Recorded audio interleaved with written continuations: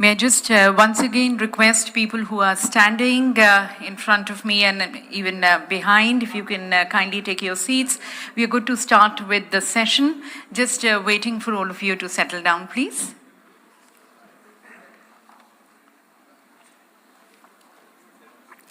So namaskar to everyone and wishing you all a very pleasant evening. On behalf of the Ministry of Mines, it's a pleasure and delight to be welcoming all of you, our honorable ambassadors and the mission heads of various countries, the senior representatives and officials from the Ministry of Mines and other ministries and from the state government, the captains and leaders of the industry, the senior officials and representatives from international organizations and from CEW, and all the other stakeholders across this huge value chain of critical and strategic minerals. Ladies and gentlemen, welcome to all of you to the outreach program, which under the leadership of our Honorable Minister, Shri Prahlad Joshi ji, aims at taking the deliverables of the New Delhi Leaders' Declaration forward, working on that in consultation and in collaboration with all the stakeholders, with the G20 countries, with the industry and the others, with respect to the critical and strategic minerals. And towards that, we are also going to be having a panel discussion wherein we are going to be exploring the role of industry and the governments in driving the global action on critical minerals. And we all know that the critical minerals stand extremely crucial for India, especially as India aims to become the third largest economy in the world and becoming a developed nation by 2047. This stands extremely crucial in India's energy transition pathway and decarbonization pathway.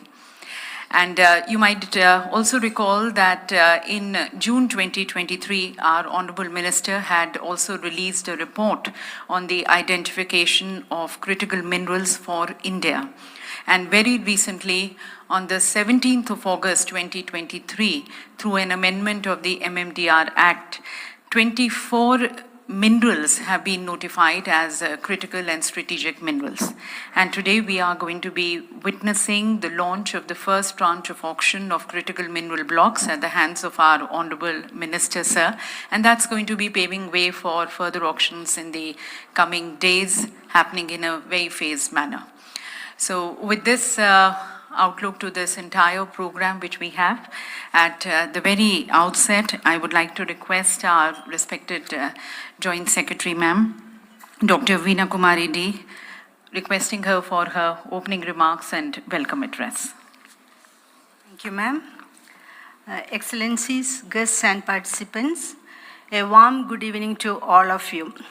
With great pleasure, I welcome you all to this program in which we are going to launch the first tranche of the auction of critical minerals, as well as discussing about the role of government and industry in driving the global action on critical minerals.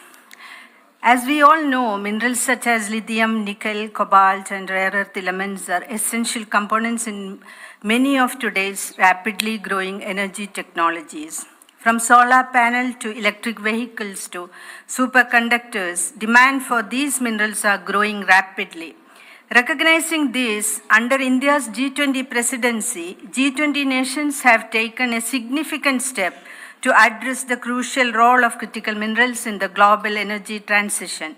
We are proud to announce that after months of negotiations and numerous intersectional rounds, role of critical mineral in energy transition has been included in the G20 New Delhi Leaders' Declaration. It is also noteworthy to mention that most of the G20 countries have aligned with the broader ideas of the high-level principles for collaboration on critical minerals proposed by India. These principles emphasize the significance of critical minerals, development of efficient technologies, establishment of local value chains, and promotion of circularity and sustainable practices in the upstream supply chains.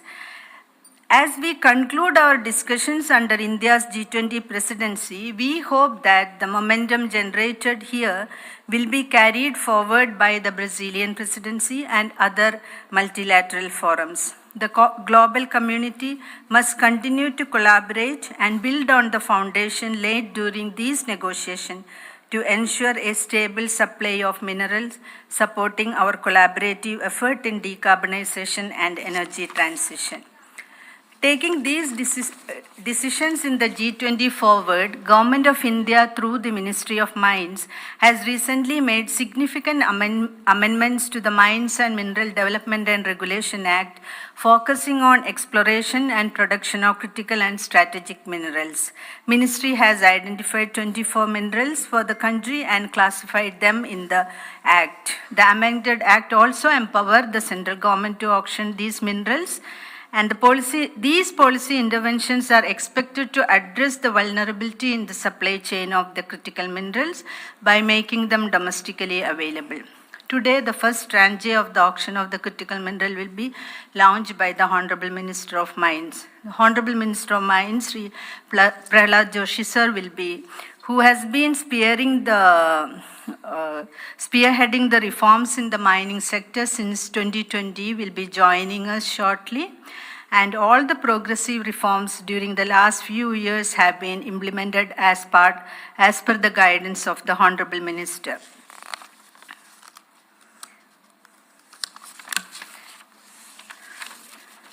On this occasion, I would like to welcome our Secretary Mines, Sri V.L. Kandarao sir, who has been guiding us in launching this auction tranche in a record time of 3 months of the amendment to the MMDR Act. Welcome, sir. I also extend warm welcome to His Excellency Mr. I think the Australian High Commissioner has not reached, the representative of various countries, international organizations, industry representatives, senior officers from the central ministries, state governments, press, media, and all. Once again, a warm welcome to all. I hope these collaborative efforts will lead us to a more sustainable and resilient future. Thank you. Thank you, ma'am, for reflecting on the consensus which was built during the G20 New Delhi Leaders' Declaration, and further the various initiatives which the Ministry of Mines has been taking under the leadership of the Honorable Minister towards building a more robust and a resilient supply chain. And now, ladies and gentlemen, we begin with the panel discussion on the topic of role of government and industry in driving the global action on critical minerals. We have our moderator, Mr. Rishabh Jain, from the Council on Energy, Environment and Water. Would like to also apprise the August gathering that the Ministry of Mines, in collaboration with CEW, had conducted a virtual session on decoding G20 consensus on critical minerals for energy transition. We have our panelists who join us in these discussions, welcoming His Excellency Hugo Xavier Gobi. I believe he's going to be joining us, the Honorable Ambassador of Argentina. His Excellency Mr. Philip Green, the High Commissioner of Australia to India, Mr. Seppo Nurmi, the Minister Councillor, Deputy Head of Delegation Embassy of European Union, Mr. Damon Dubord, the Energy Unit Chief, Embassy New Delhi, and from the international organizations, we have Ms. Mary Warlick, the Deputy Executive Director, International Energy Agency, Mr. Devi Prasad, the Executive Director of the India Energy Storage Alliance, and Mr. Sunil Duggal, the Chairman Strategy and Policy, Vedanta Limited, and the ex-President of the Federation of Indian Minerals Industries. So welcome to all of you, and I hand over to our moderator for the proceedings. Thank you. Thank you. Thank you, ma'am. It's an honor and privilege to moderate the next segment of discussion. Respected Secretary Sir, Additional Secretary Sir, Joint Secretaries, senior members from the Government of India and other government representatives, His Excellencies and Ambassadors who will be joining us shortly. As pointed out earlier, critical minerals were discussed in great detail during the 4 rounds of the G20 Energy Transition Working Group. Today's discussion will now revolve around actioning the consensus language. We have a great set of panelists from G20 member countries, international organizations, and industry. We have a total of 35 to 40 minutes of discussion, so we'll try to keep it crisp and to the point. While we wait for His Excellencies Maybe we'll start the round with the industry experts who are already here and then move back. So I'll first start with the India Energy Storage Alliance, Mr. Dash. Battery question. In the first round, maybe I'll ask you to give a short scene setting remarks, maybe for 3 minutes. And the second round, I'll come back to you with a question. So over to you for your crisp scene setting remarks. Thank you. It's a pleasure to speak at this forum and good to see about the auction about critical minerals. In last 10 years, India has journey started from the energy storage and battery deployment to minerals. It's a very fast track journey. We all should be feel proud about it. And regarding the energy storage and battery requirement, we have to thank to the PLI scheme, which has been floated by the Honorable Prime Minister, and the many companies are setting up the gigafactories. And considering India, what we at IESA expected, India will see 5 to 7 gigafactories with a combining capacity of 200 gigawatt hour manufacturing capacity by 2030 and 500 gigawatt hour by 2035.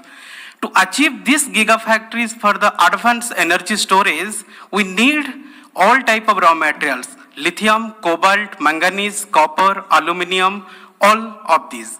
For that, we need around 140 to 400 kilotons of lithium. Similarly, 200 to 600 kiloton of graphite. And all these has been explored by the different government agencies in last few months. And India, there are many companies in last few years, they are started on the chemical processing industry to support the battery manufacturing like cathode, anode, separator, electrolyte. And the next step is all these companies not eyeing only on Indian market. Now these chemical processing companies are also eyeing to export battery materials to other countries. So we are ambition now to become the third largest economy, not to supply Indian gigafactories. These chemical processing companies now eyeing on to export to other countries. As part of that, the first successful intervention by government is on the MSP agreement with USA. We expect similar support from the government, and already Indian companies have taken their first steps. Few companies have already setting up their plants in Karnataka, Odisha, Tamil Nadu, and other part of in India on the chemical processing of battery materials and minerals. With this action, will definitely help Indian conglomerates and private companies and PSUs to enter this space. Thank you, Devi. I'll now move to Mr. Duggal for your 3-minute quick scene setting remarks. Thank you. Thank you, Mr. Jain. Thanks for inviting me to speak something about the critical mineral. Very thankful to Mines Ministry and Government of India that after so much of talk which has taken place in the last few years, lot of MMDR amendments have been done, especially in the last 2-3 years, realizing the importance of critical mineral and deep-seated minerals. Everybody knows that when we are talking about the energy transition and the technology and even the security of the country, and now when we are talking about production of the semiconductors, all this requires a great deal of critical minerals. And we all know that these are strategically located in certain parts of the world. Like you see, 65-70% of the cobalt is located in Congo. The lithium is located either in the West, either in Australia or in the American continent. So similarly, there are a lot of minerals which are located not across the world, and the importance of such minerals, especially in view of the geopolitical equations which are emerging, it is very important to produce these minerals in our country. And I'm very happy that huge actions have been taken by the Ministry of Mines and Government of India, where they are liberating the laws, they are liberating the regulations, and today is the day when we are launching the auction of these critical minerals. I am also very happy that the Ministry of Mines had decided that the auction of minerals will be done through the center, not will be left to the state. So we all know that the energy, the mineral intensity of the renewable plants is 8 to 10 times the mineral intensity of the EVs is 6 to 8 times. So the kind of demand which is going to emerge because of the energy transition and the global warming which is going to take place, a threat which is looming large over this world is whether we'll be able to produce these minerals and we will be able to meet the demand of these minerals to decarbonization and to sustain this world. The importance of this has been realized by our country, and thanks Ministry of Mine for having people assembled over here to deliberate on this very, very important topic, and then Minister inaugurating the auction process for our country. Thank you very much. Thank you. I'll next move to Ms. Waldek. Thank you for joining us today. We're doing a first round of scene-setting remarks, and over to you. Thank you. Thank you very much for the opportunity to join you today and for this very important event on a really very important issue, the whole issue of critical minerals. Over the past few years, it's become quite apparent that the clean energy transition is certainly happening fast and much faster than many around the world realize. Just as a few examples, in the last year, solar PV capacity additions grew by 1/3 and are on course to shatter more records in 2023. And just 2 years ago, around 1 in 25 cars sold in the world was electric, and now it is 1 in 5. So there are extraordinary advances in clean energy technology supply chains, which are a real welcome development, but sustaining these trends critically hinges on secure supplies of critical minerals such as lithium, nickel, and rare earth elements, as supply chains are only as strong as their weakest link. And we can't risk climate goals being jeopardized by supply chain bottlenecks. Despite growing investment in new supplies, today's critical mineral supply chains have worryingly high levels of geographic concentration. The top 3 producers are responsible for over 80% of mined lithium and cobalt supplies, and over 90% of graphite and rare earth elements are produced in a single country. And IEA analysis suggests that for some minerals, the level of concentration has even risen in recent years. And history shows that when too much reliance is concentrated in one company, in one region, one trade route, we risk paying a heavy price. And that's why we urgently need to reverse this trend, especially in the midstream processing and refining sectors. So the IEA recommends 6 key actions to ensure secure, sustainable, and reliable supplies of critical minerals. There's an urgent need to accelerate progress toward diversified mineral supplies by bringing online new projects in diverse geographical regions, especially in processing and refining operations, facilitating cross-investment opportunities between producer and consumer countries, and introducing financial tools to de-risk investment. Second, in addition to addressing the supply side, we need demand-side actions to tap the full potential of technology and recycling to alleviate potential strains on supply. Third, promoting market transparency is crucial to facilitate new investments by strengthening due diligence and traceability practices. Fourth, we need reliable information for informed decision-making. I believe there's a major role that the IEA can play here through regular market assessment and data gathering, but support from industries and governments is also crucial to enhance the availability of reliable information in the public space. Fifth, the need to encourage mechanisms that reward good ESG performance by embedding ESG considerations into policy and investment decisions, and by approving new facilities without loosening legal and regulatory protections. It is vital that critical minerals are produced in ways that avoid serious environmental and social harm to mining communities. Sixth, and finally, redoubling efforts on international collaboration is key. The challenges associated with critical minerals cannot be resolved by any one country or one company. We need all stakeholders to explore new opportunities to coordinate efforts, especially in the areas of security of supply, data sharing, and sustainable and responsible practices. Thank you once again. Thank you, Ms. Waldek. In the interest of time, we'll move for scene-setting remarks from the G20 members. I'll request His Excellency, Mr. Philip Green. First of all, welcome and thank you for sparing the time and joining us today. I'll ask for a 3-minute scene-setting remark from you on the topic. Thank you.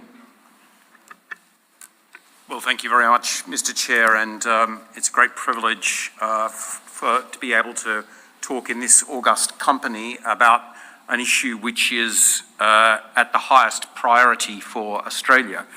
I guess the first thing to say is that my country is blessed with some of the more abundant resources of critical minerals globally.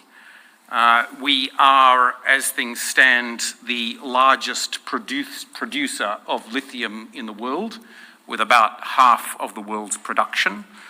And we have the second largest resources of cobalt in the world, a range of other rare earths that are of consequence to this meeting.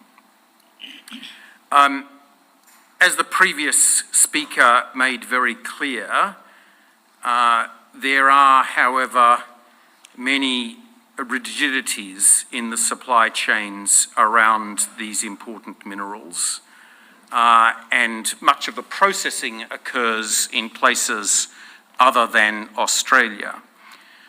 It's a very high priority of my government that we find smoother supply chains that will in particular ensure that our partners like India get access to the key critical minerals they need for their supply chains.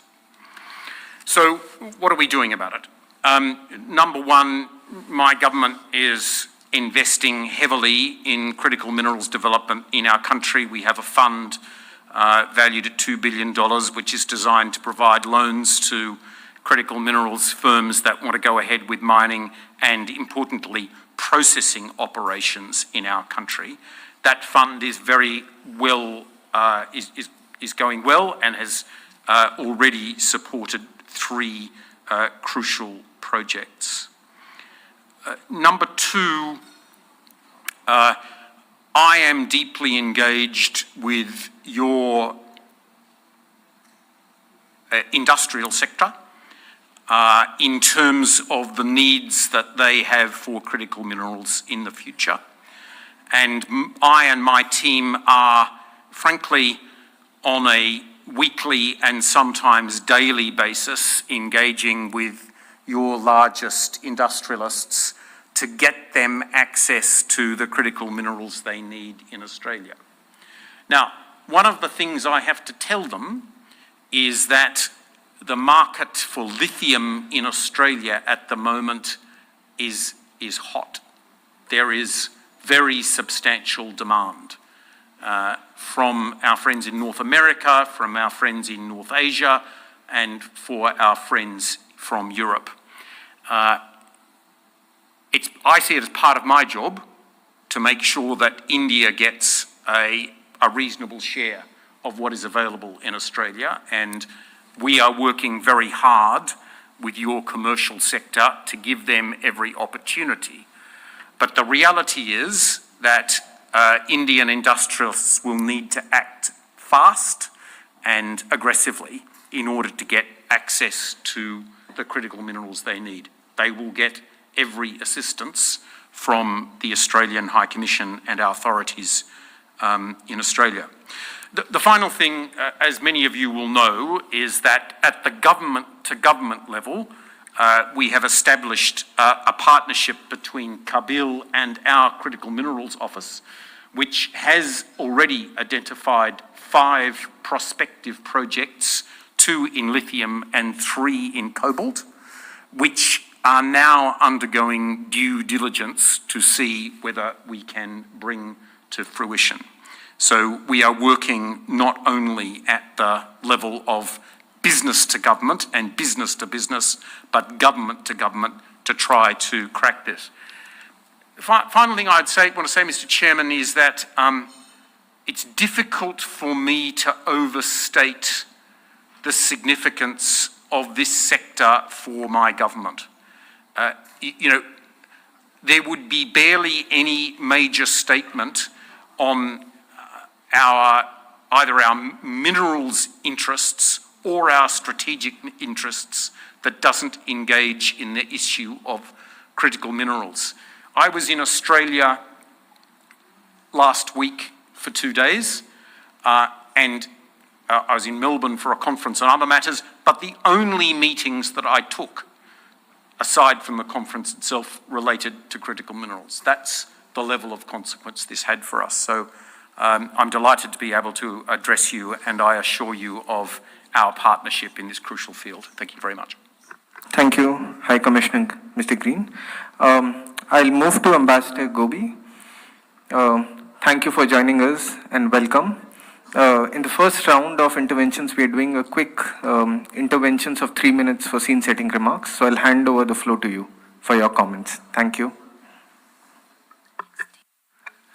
Well, thank you very much. I feel very much humbled to be here with all of you, with specialists that know so well the mining sector, sitting beside Philip Green, with Philip Green, High Commissioner of Australia, one of the major and most significant countries in the mining field. As you know, I will try to give a perspective from the South, a country that is more known for its agriculture, for its development in the nuclear field, and its football. But I will look at it from our perspective. Well, potentially we're a very, very rich country in the mineral field. We're one of the triangles, one of the 3 countries that are in the lithium triangle in South America. We have to look at this strategic minerals in a way how this issue developed. I think it's important to look at the first industrial revolution was based on coal and the steam engine. And that had a huge geopolitical impact and economic impact in the world. Then we had a second industrial revolution, was based on the internal combustion engine, based on petrol. And this also had a huge geopolitical and economic impact in the world economy. We're in the middle of a third industrial revolution and energy transformation. And from a systemic multilateral view, it is based somewhat in the agreement of COP21. Some people considered it really a treaty on climate change, but you can also argue that it's a treaty that aims at energy transition. Well, we have 2 different groups of critical minerals. In one, we have lithium, silicon, magnesium, and cobalt. And in the other grouping, you can put the rare earth minerals. Where, as you all know, China has a very dominant position in that area. Argentina is also working with Cabil in developing our resources, and it is, as you know, the lithium market is very hot, as the Ambassador Philip has just mentioned. It is very hot, and it will get hotter. Some projections say that by the year 2040, the lithium demand will increase 42 times. And of course, we're working very hard with the Indian government to try to be participating with India being a reliable supplier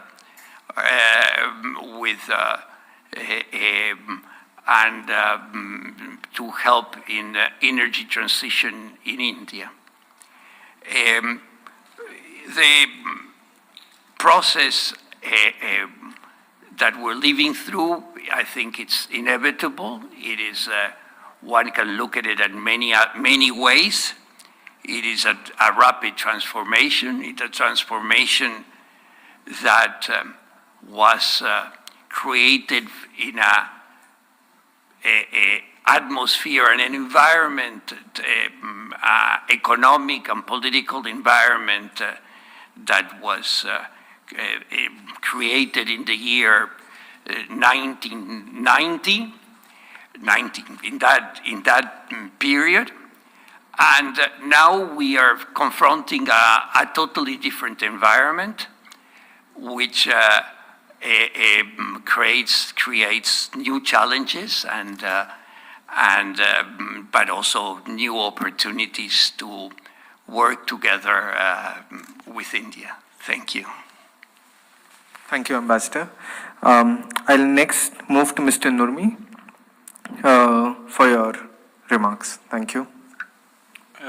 Thank you very much, ladies and gentlemen. It's a real honor to be invited to this important event. The European Union supports the international efforts to secure a reliable, cost-effective, and sustainable supply of critical raw materials. This is essential for the global transition towards a low-carbon and digital economy.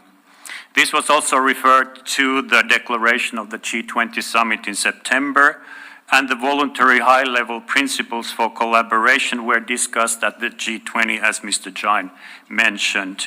And those principles are in general in line with the EU's approach to critical raw materials. We need to boost global production, diversify supply, promote sustainable value chains, resource efficiency, and circular economy. And we seek to develop integrated value chains in a way that benefits consuming as well as resource-rich countries in a balanced way. This challenge depends on successful international cooperation among nations of diverse development stages, each with unique resource requirements and availabilities. And the EU has embarked on an ambitious program on critical raw materials, or CRM, with an important international dimension which materializes in strategic bilateral partnerships with resource-rich countries and in the establishment of so-called Critical Raw Materials Club. The strategic partnerships bring in sustainable investment and added value along the production chain from extraction to refining and for further processing. And they encourage respect for environmental, social, and governance standards in countries where parts of the mining sector still belong to the informal sector of the economy. From the EU side, it is essential that our CRM imports do not embed forced or child labor. And the EU initiatives complement and support the work carried by other international fora. And our international initiative is a source of opportunity for richly endowed countries. The goal is not to mine and steal raw materials in partner countries and then export these to the EU, but rather to support partner countries to develop local producing and refining capacities in a sustainable manner so that they can also move up in the value chain. And local value addition is also at the center of the Critical Raw Materials Act that we are in the process of endorsing in the European Union. And just a couple of words about the partnerships and our reference to the Global Gateway. We have the partnerships as enables for structural transformation in developing countries. And EU partnerships also give a political sign and framework to our industry partners, encouraging investments in projects in the partner country and offtake agreement opportunities. And among the key issues the private sector is raising that deter investment is the lack of financial support and environmental, social, and governance risks. And the EU is committed to the highest standards and is supporting several programs to this effect. Finally, access to a secure, diversified, affordable, and sustainable supply of critical materials is a global challenge, and we need global cooperation. Thank you very much for letting me share our views. Thank you so much, Mr. Nurmi. I'll now hand over the floor to Mr. Dubord for your scene-setting remarks. Thank you. All right. Good afternoon, everyone. It's a pleasure to be here with distinguished colleagues and speakers. A big congratulations to the Ministry of Mines on the advent of your auction. Secretary Rao, that's a great achievement in going towards diversifying critical mineral supply chains right here in India. So congratulations, and we look forward to seeing how that progresses. At this moment, we're all preparing to begin COP28.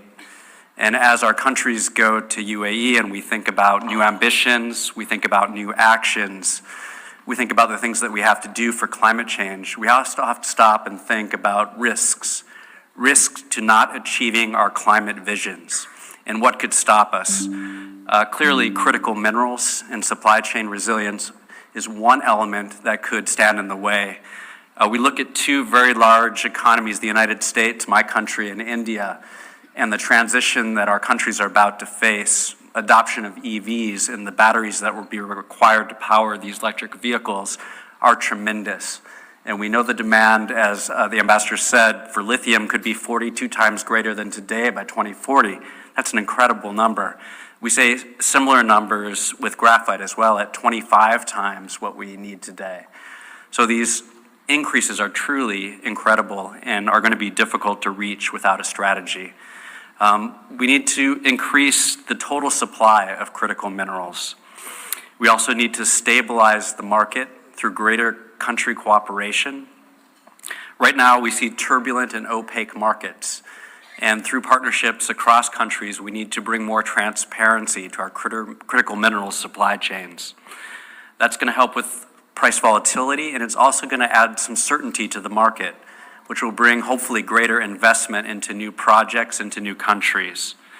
As been mentioned also was the need to improve environmental and sustainability standards as well. We know that when we are processing, extracting, producing critical minerals, that there is a danger that you'll have negative environmental impacts. We've seen in the past that there have been poor labor practices, and so it's absolutely critical that we have good environmental, social, and governance strictures around the activities that we're doing with critical minerals. I think at this moment we saw good progress through the declarations, the statements associated with the G20 and critical minerals. Through our joint partnerships, such as the Mineral Securities Partnership, we're making good advancements, I think, on developing alternative supply chains. As individual countries, we have many programs, and we'll, I'm sure, talk about some of them as we continue. But these will really make the foundation for resilient supply chains and lay the groundwork for a sustainable future. So I think these conversations are absolutely critical. Thank you. Thank you, Mr. Dubord. In the interest of time, we may have to stop the panel discussion here, but I'll hand the floor to Mr. Abhay Thakur, second Sherpa to India's G20, for his remarks. Thank you. Thank you so much. At the outset, let me congratulate my very dynamic colleague, Mr. Kanta Rao, under whose able leadership and, really very active role that he has played in ensuring that we take forward this very important area of critical minerals, which was of substantive discussions in the G20 deliberations. I had the privilege, and if I may say also the burden of discussing and deliberating and negotiating large parts of the New Delhi Leaders' Declaration And I would like to just give a couple of insights so that we could be more clear about where we take this discussion forward more holistically. One of the important points that was made by countries during the G20 discussions on critical minerals was to not limit it only to critical minerals, but also expand it to materials and technologies.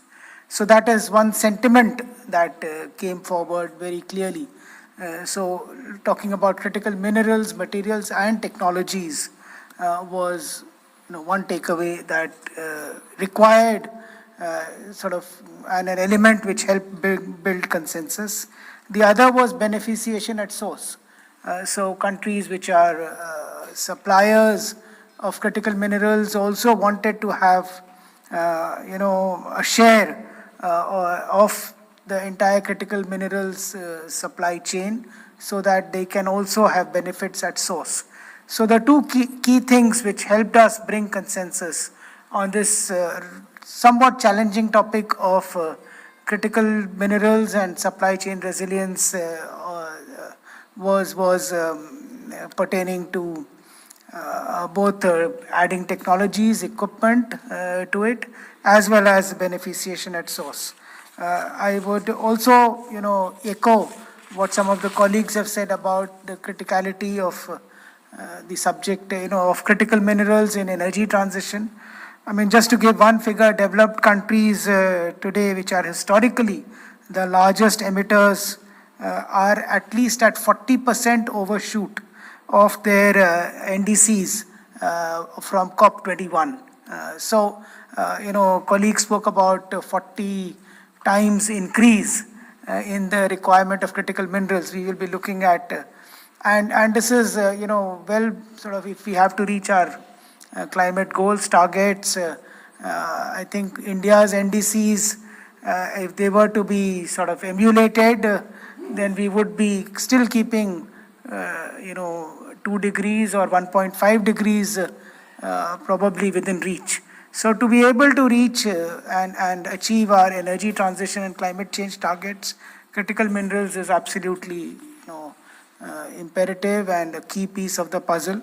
I will not like to say more because there are experts on this forum, except to say that the Foreign Office, the Government of India, considers this as a very much a whole of government effort. I once again congratulate Ministry of Mines, and we would be wanting to take it to more, even stronger. Currently, we have voluntary principles on critical minerals, which were adopted in the G20 energy track.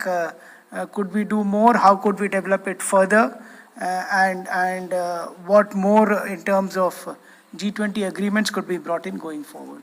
So thank you. Over to you. Thank you. Thank you, Mr. Thakur. While we wait for the minister, maybe we'll start with the next round of comments. And if it's okay, maybe I'll ask the industry representatives to maybe and give the floor to them and hear more on what they would expect from G20 members and what are the kind of policy directions that they would want to see. Can I start with Mr. Dugal, you first? And a lot has been discussed earlier in terms of not just mining, but local processing and beneficiation. How do you then see that what is the role of the government and of course the private companies to develop some of these processes locally and develop the infrastructure, skills and capability? Thank you. Maybe if I can ask you to limit the intervention to 90 seconds. Thank you.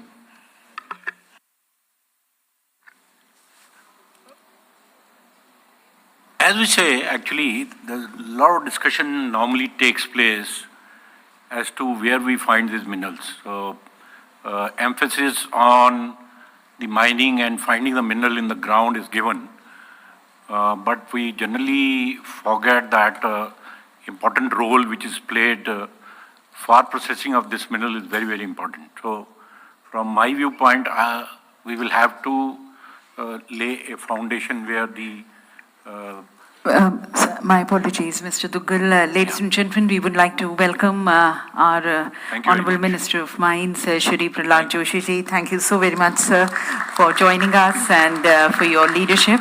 And would like to request our respected Secretary, sir, Shri V.L. Kanta Rao ji, to kindly present a plant extending our good wishes to the Honorable Minister and thanking him for being very supportive of the industry, the policies and the programs which he has been introducing, and especially our concern which we are showing towards the need and a continuous supply of critical minerals. Thank you, Honourable Minister, sir, for your leadership. And with that, once again, handing over to Mr. Duggal. Okay, thank you very much. I thought my turn is over. You can take 30 more seconds and sure. finish. So, Thank you. what I was trying to say is that the role of processing of mineral is equally important and critical because the kind of deposits which are found in critical mineral and the kind of affinity of some of the rare earth minerals which have with each other, it is not that easy to separate these rare earth minerals from each other and from Ganges.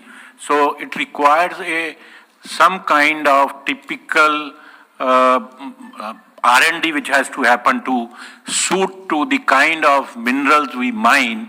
And I think in the different geographies, the environment consideration and the environment challenges are also different. So I think there is a lot to learn from the world, the way the critical minerals are processed, but they also have to suit to the requirement of the kind of mineral which are mined.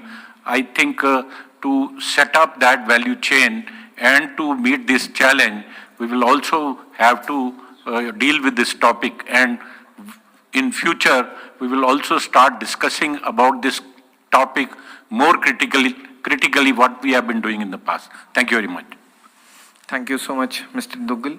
With this, we'll conclude the panel discussion, but I just want to reiterate and what I've been constantly hearing over the last 1 year in the G20 deliberations and again today, that developing the critical mineral value chain is a very, very complex process. And there is a clear need for countries to collaborate and cooperate on different parts of the value chain.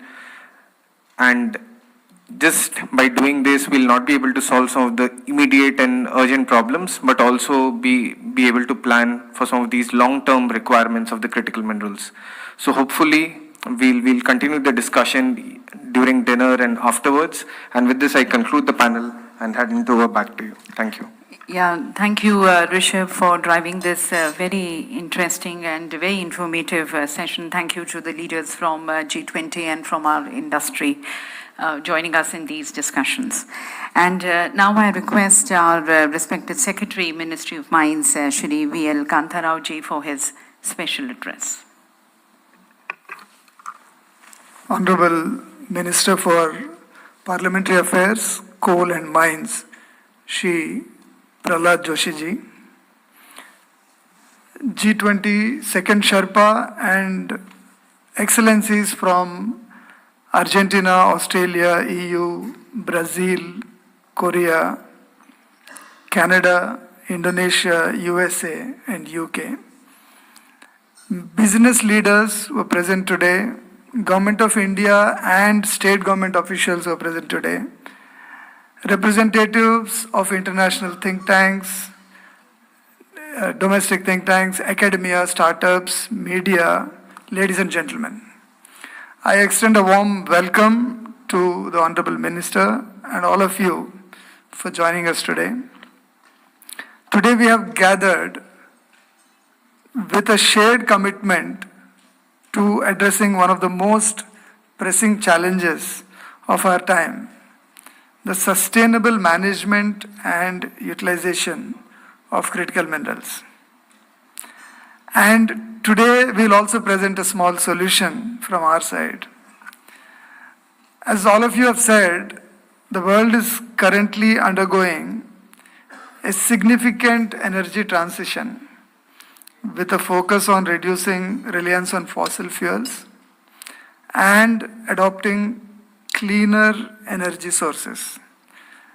This transition is essential for addressing climate change and achieving sustainability.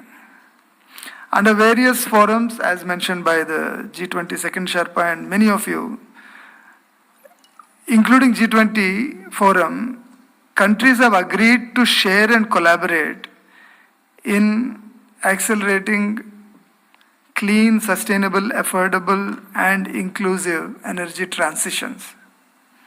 Ministry of Mines, Government of India, as part of the Energy Transition Working Group, has actively involved in the deliberations in G20 and was instrumental in ensuring that the role of critical minerals in energy transition is acknowledged by the G20 leadership in its declaration about the high-level voluntary principles that were agreed to by the G20 member countries. There are also collaborative international efforts through other multilateral engagements which are undergoing to build a resilient critical minerals value chain. Ministry of Mines is actively engaging in these partnerships and alliances. To name a few, we are part of the Mineral Security Partnership, and we have recently joined the Indo-Pacific Economic Framework, whose Pillar 2 has been signed 10 days back, which is about supply chains. Securing supply chain is imperative to reduce import dependency, enhancing national security, and to establish a domestic value chain to meet growing demands. The Government of India is committed to fostering the growth of the domestic critical mineral sector by focusing on exploration, processing, use, and recycling. Regarding exploration of critical minerals in India, the Geological Survey of India and other exploration agencies are being encouraged to take up many more projects which are either self-funded or being funded by the trust or a pool of fund that we have in the Government of India.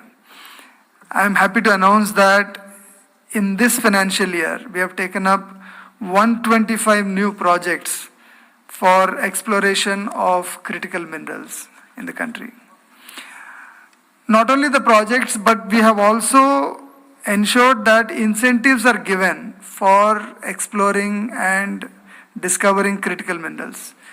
There is an incentive of up to 25% for discovery of critical minerals by any of these agencies. As mentioned earlier by Veena, we have made necessary changes in our Act in August 2023, and we have introduced what is called exploration license, which will be allotted through a reverse auction process. Currently, the rules that we have notified are under discussion, are in public domain, to bring in the exploration license regime. In order to increase the production of critical minerals in India, we, on the basis of the exploration which we have already done in the past, one, we have notified 25 critical minerals and made it part of the Act, and we have also given the power to the Government of India to do the auction, while many other minerals are auctioned by the state governments. So today, Honorable Minister will be launching the first tranche of such critical mineral blocks for auction. Apart from mining, as has been mentioned by some of the speakers, we also want to encourage the development of technologies for processing and recycling. We have recently revised guidelines for a science and technology scheme within our ministry, where we are encouraging academia, startups, private companies, R&D organizations to access our funding for R&D in critical minerals. As we move forward, let us continue to work together, transcending borders and boundaries, to ensure a resilient and sustainable critical mineral value chain for the benefit of our planet and future generations. Thank you very much, and may our collective efforts propel us towards a brighter and more sustainable tomorrow. Thank you. Thank you very much, sir, for your special address. And now, ladies and gentlemen, we bring you a short video on critical minerals.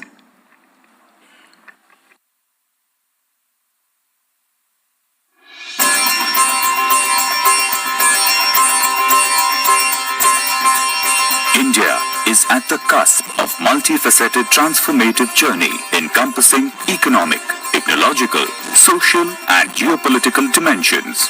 It reflects the nation's aspirations to achieve higher living standards, innovation, self-reliance and global prominence. Mining sector, especially the minerals of the future, have a critical role to play in this journey. Critical minerals, these often unfamiliar yet indispensable elements, are the bedrock of modern industries, propelling our nation into a new era. Critical minerals are the lifeblood for driving innovation and powering our nation's progress. They are essential for the production of high-tech goods, communication networks, and energy storage systems for green and clean energy solutions to combat climate change and protect the environment. Significance of these minerals has been emphasized by our Honorable Prime Minister Shri Narendra Modi. पंचामृत की सौगात देना चाहता हूं। पहला, भारत 2030 तक अपनी non fossil energy capacity को 500 gigawatt तक पहुंचाएगा। दूसरा, भारत 2030 तक अपनी 50% एनर्जी रिक्वायरमेंट रिन्यूएबल एनर्जी से पूरी करेगा। तीसरा, भारत अब से लेकर 2030 तक के कुल प्रोजेक्टेड कार्बन एमिशन में 1 बिलियन टन की कमी करेगा। चौथा, 2030 तक भारत अपनी अर्थव्यवस्था की कार्बन इंटेंसिटी को 45% से भी कम करेगा। और पांचवा, वर्ष 2070 तक भारत नेट जीरो का लक्ष्य हासिल करेगा। The Ministry of Mines implemented these directions through amendments to the MMDR Act to create a framework empowering central government to auction the critical and strategic minerals.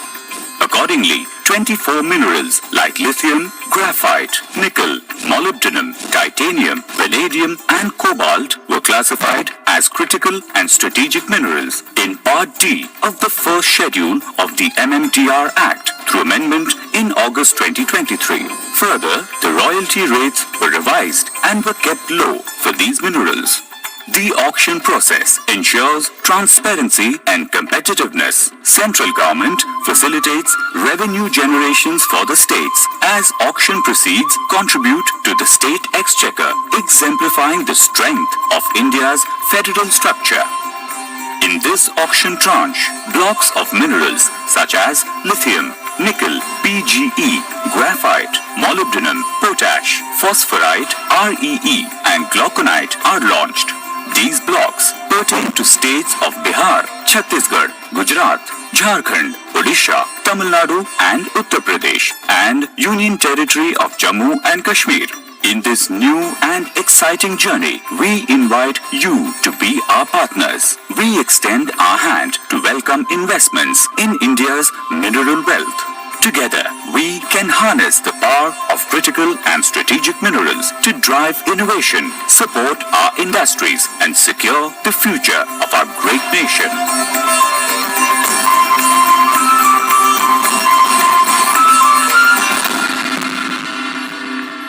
So So, ladies and gentlemen, you heard about India's commitment to sustainable development and net zero under the leadership of our Honorable Prime Minister, and towards that, the very importance of critical minerals and the process of auction. So, we now have the moment of the day, and I would like to request our Honorable Minister, sir, to kindly launch the first tranche of auction of 20 critical mineral blocks with the click of a remote.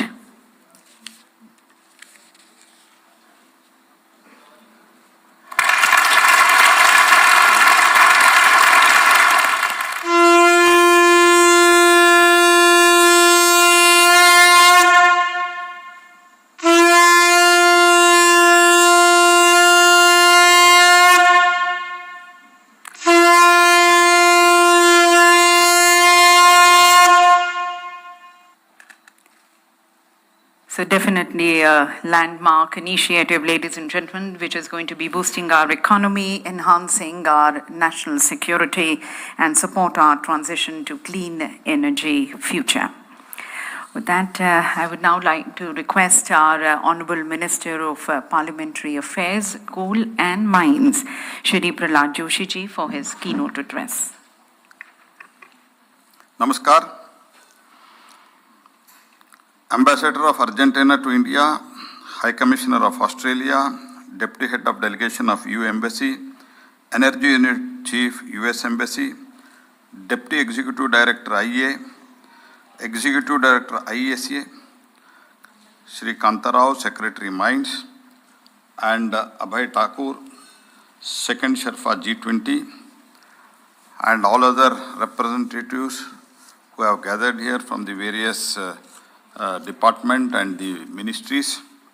I welcome you to all for this function and also the first launch of the critical minerals. Greetings to the attendees of this outreach program.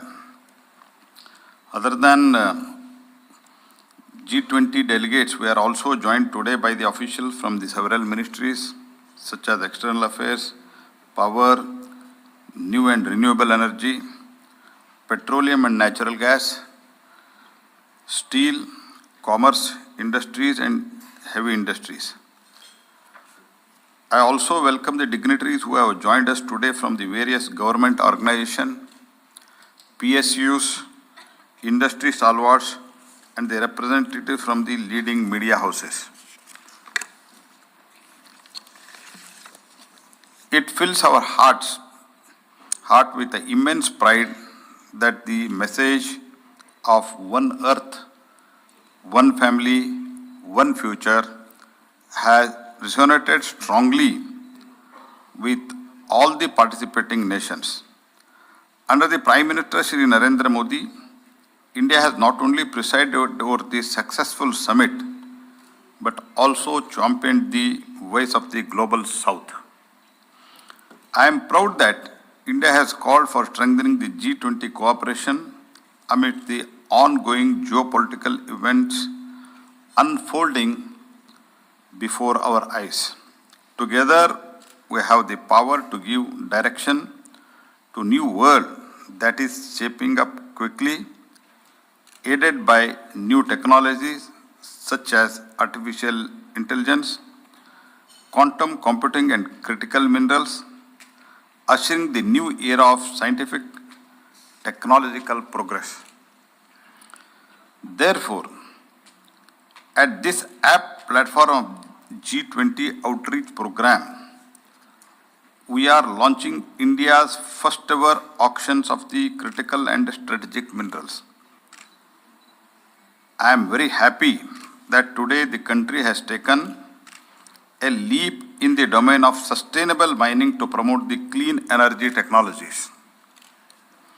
This is the first time in India the government has shown such a stellar resolve to promote the sustainable mining. With today's launch of 20 blocks of the critical and strategic minerals will be auctioned across the Indian states of Bihar, Chhattisgarh, Gujarat, Jharkhand, Odisha, Tamil Nadu, Uttar Pradesh, and Jammu and Kashmir. Minerals to be auctioned include glauconite, nickel, platinum group of elements, potash, graphite, molybdenum, phosphorite, lithium, titanium, and rare earth elements. I will also take this opportunity to invite the prospective bidders from across the globe to participate in India's first ever such auctions of critical mineral blocks. Out of 20 mineral blocks, 16 blocks are put up for the grant of composite license and 4 blocks for the grant of mining lease. The representatives from the G20 nations, I would like to reiterate that under Prime Minister Shri Modi ji, India has emerged as a major growth center. It is the best time to partner with us as India means business. Record inflow of FDI in the country shows that economic landscape in India is spreading to small, medium, and even informal enterprises. We are soon to become the third largest global economy, and along with a rapidly growing economy. We also take pride in being responsible users of the fossil fuels. In fact, the latest climate change performance index has recognized India as the best performers among the G20 in terms of both action and intent. This is testimony to the significant progress made in our energy transition journey. India's G20 presidency signifies a pivotal moment in the global leadership. 4 energy transition working group meetings under the India's G20 presidency were conducted this year, facilitating collaboration in clean, sustainable, just, affordable, and inclusive energy transition. The G20 leaders' declaration also stresses on the need for the diversified, sustainable, and responsible supply chain for the energy transition, including the critical minerals. And rightly so, for the future of the global economy will be underpinned by the technologies that depend on these minerals. At COP26, India had committed to achieving the net zero emission by 2070. And at COP27, we made promise to reduce the emission intensity by 45% by 2030 from its 2005 levels. We also intend to achieve about 50% of cumulative electric power installed capacity from non-fossil fuel based on the energy resource by 2030. Such an ambitious plan for transition to clean energy is set to drive a huge increase in the requirements of critical minerals. In order to achieve this, government agencies such as Geological Survey of India have shifted their focus to exploration and enhancing the resource mapping of the critical and deep-seated minerals. As a result, exploration projects by GSI have significantly increased, more than 111% in last 3 years alone, from 59 in 2021 to 125 in 23-24. The National Mineral Exploration Trust is also boosting the critical mineral exploration with the involvement of private agencies. So far, 240 crores have been approved towards the exploration of such mineral blocks. Moreover, financial incentive up to 25% of the approved cost of the exploration is provided for the critical and strategic minerals through NMET, while ensured that the public and the private sector both can avail the incentive on successful discovery of critical minerals. This has resulted in increasing our obvious geological potential and the area under the exploration. India's OGP has increased from 5.71 lakh square kilometer to 6.88 lakh square kilometer area. Area under the exploration is now touching 2 lakh square kilometer out of 4.5 kilometer, thus achieving more than 30% exploration. For the first time in the country, government is paying attention to the critical minerals. It has been made possible owing to the leadership of Prime Minister Shri Modi, sustained by support from the public and adoption of India's industries. India has made impressive strides in the renewable energy sector, and we are also front runner in global renewable energy market. Today, India is one of the fastest growing electric vehicle markets in the world. The rise of demand of electric cars, wind and solar energy projects, and battery storage system has generated massive demand for these critical minerals. We believe that India has an immense potential to build the strong track record and lead the clean energy revolution of the future. We have undertaken scalable solution to demonstrate this intent to the world. Recently, in August 23, through an amendment in the MMDR Act, 24 minerals were notified as critical and strategic minerals. The amendment confers the power to grant the concession of these minerals to the central government so that central government can prioritize the auction of these minerals looking at the requirements of the country. It is important to mention that the revenue generated from these auctions shall accrue to the state government alone. Though this amendment, a provision has also been made, a new mineral concession, mainly explorations license, exclusive for identified critical minerals, including some deep-seated minerals, to attract the junior mining companies to India. Subsequently, royalty rates of the critical minerals have been rationalized to encourage more participation in the auction. Last month, we specified the royalty rates for the lithium at 3%. For niobium, it is 3% and 1% for the rare earth elements. These steps will boost the auction of these minerals blocks and are in line to reduce our reliance on the fossil fuels.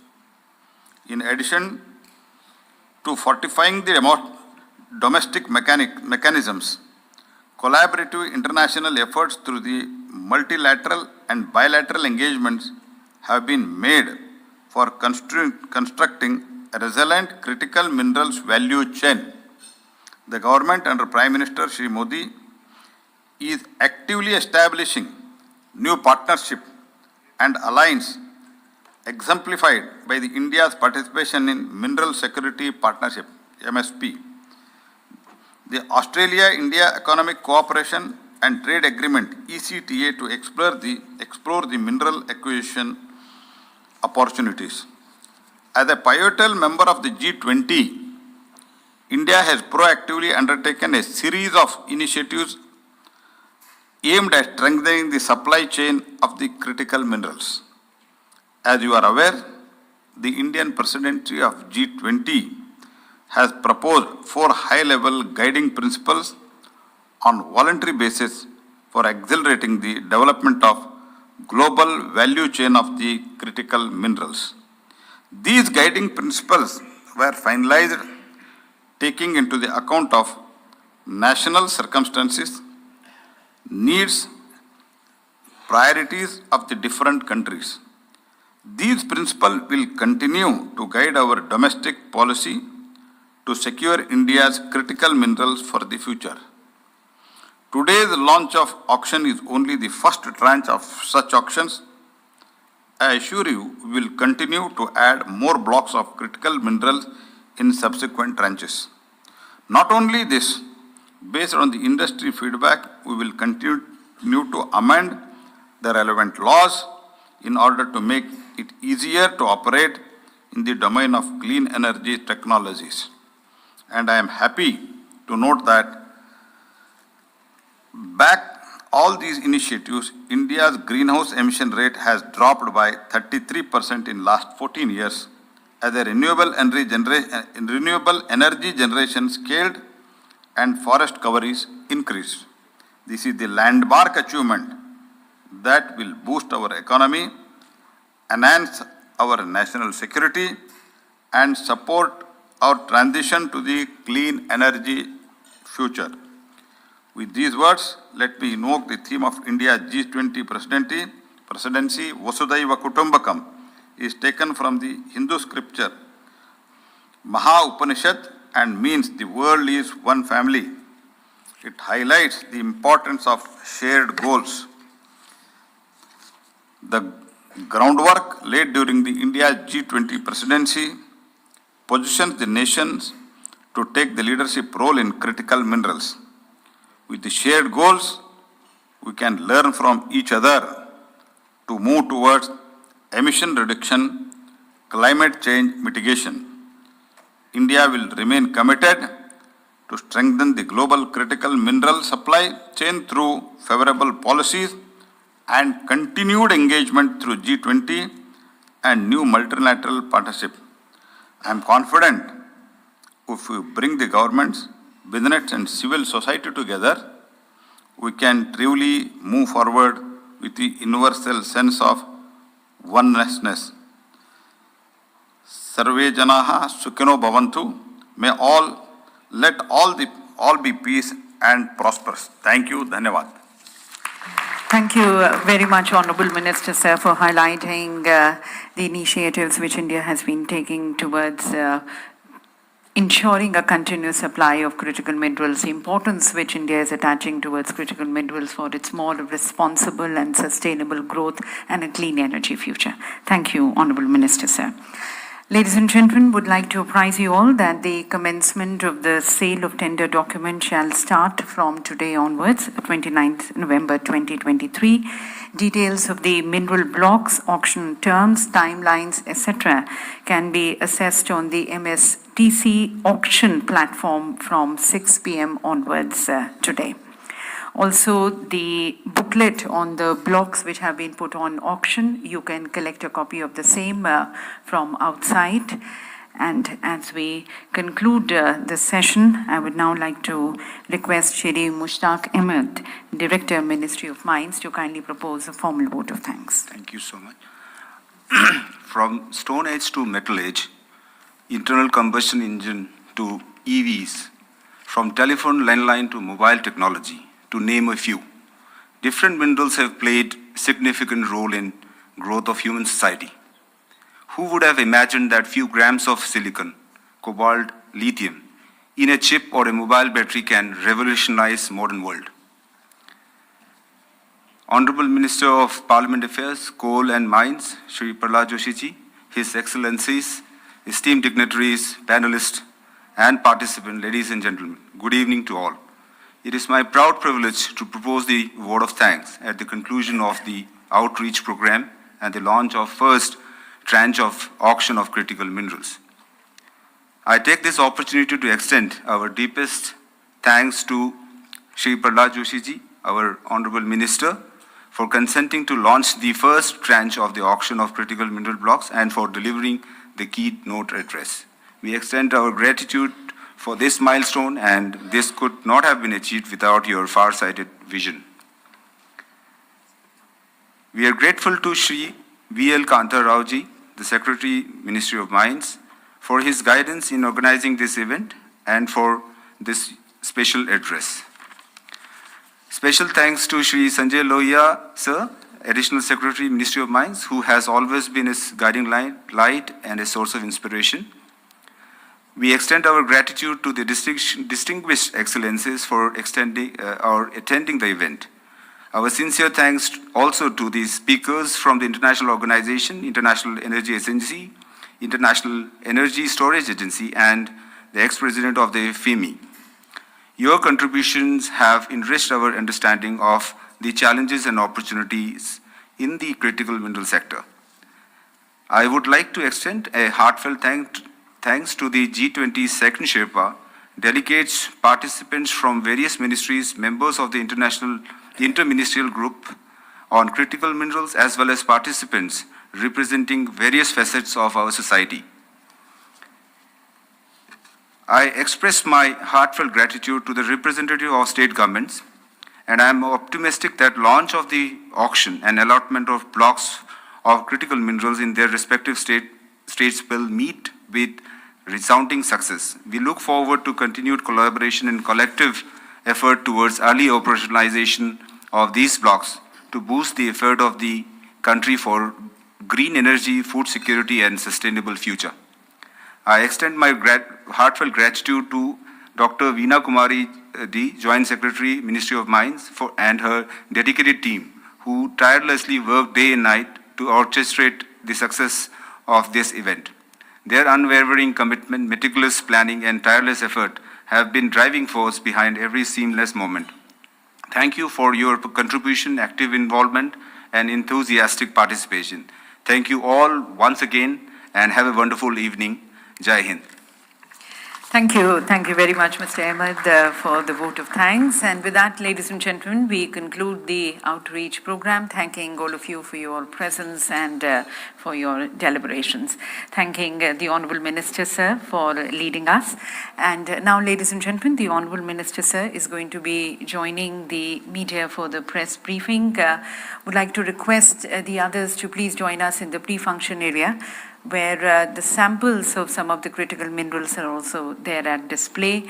You may also collect the booklet, a copy of the booklet of the auctions which have been done of the critical minerals from outside.